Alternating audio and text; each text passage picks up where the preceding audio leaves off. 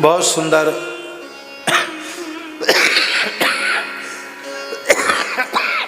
भगवान ने काली नाग पर कृपा की है। यमुना को प्रदूषण से मुक्त भगवान ने कराया है। इस समय भी यमुना जी का जल बहुत प्रदूषित हो रहा है। कोरोना काल में कुछ समय के लिए यमुना जी का जल बहुत बढ़िया हो गया था, निर्मल। और सरकारी रिपोर्ट प्रकाशित हुई थी समाचार पत्रों में कि केवल इन कल कारखानों के विषैले दूषित जल के बंद हो जाने मात्र से यमुना जी का जल शुद्ध हो गया था।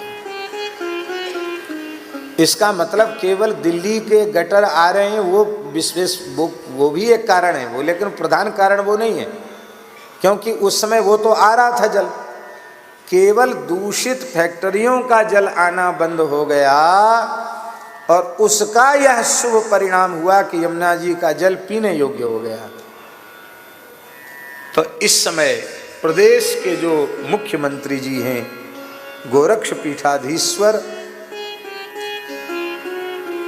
एक नाथ संप्रदाय की आचार्य पीठ पर विराजमान एक निर्भीक राष्ट्रभक्त गोभक्त एक संत इस समय मुख्यमंत्री पद पर प्रतिष्ठित हैं।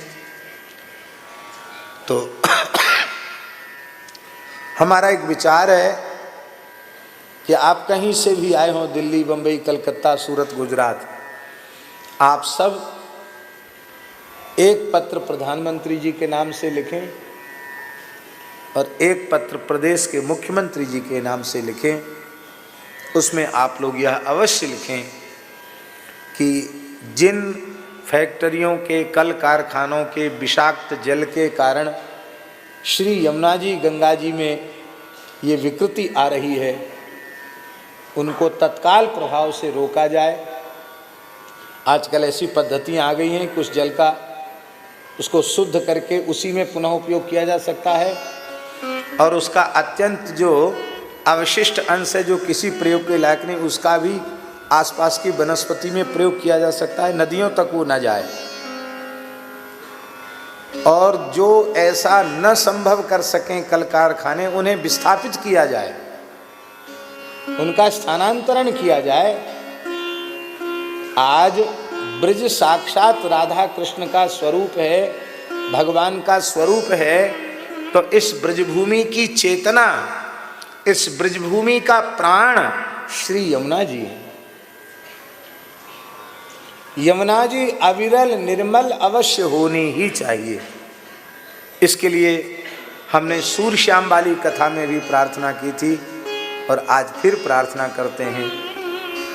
हमारे गौशाला से भी पत्र लिखा गया, मलुक पीठ से भी। आप सब भी पत्र लिखिए।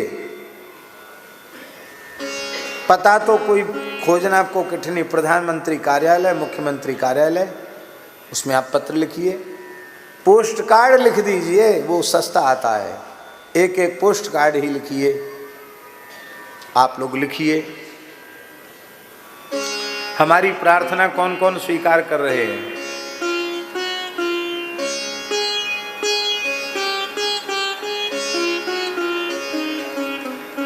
वाह।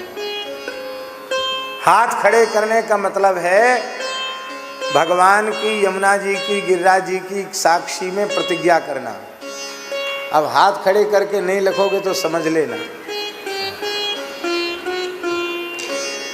हाथ खड़े की अच्छी भावना आपकी, लेकिन हमारे निवेदन करने का प्रयोजन है कि आप लिखिए जरूर, क्या परेशानी है।